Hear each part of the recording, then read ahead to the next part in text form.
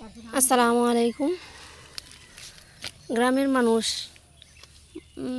দেখা যায় আমার বুড়ো হয়ে গেছে, তারপরেও তাজা সবজি খুব পছন্দ। এই গাছ বুনবো ওই গাছ বুনবো, কিন্তু পানি দিতে দিতে জান থাকে না। আমরা বেগুন নিয়ে যেতেছি, এখনো বড়ই হয় নাই, তারপরে 2-3টা যা তোলা যায়। এটা ছিল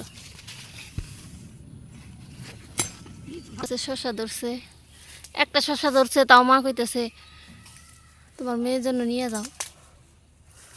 মা তো ভাই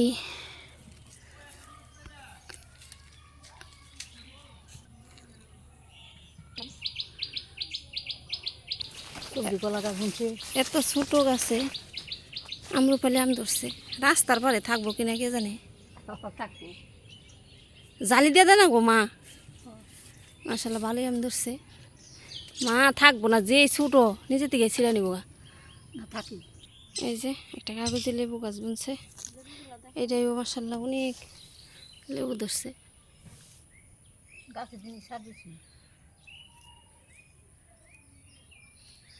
আগেও একটা গাছ ছিল, একটা গাছে মনে হয় 500-600 লেবু ধরতো। গাছটা একলাই মরে গেছে, পরে এটা মনে হয়েছে।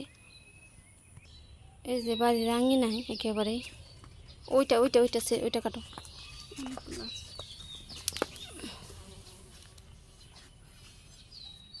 গাছের একটা একটা জিনিস ধরলেও ছিঁড়া কাটা, এগুলোর মধ্যে কি শান্তি।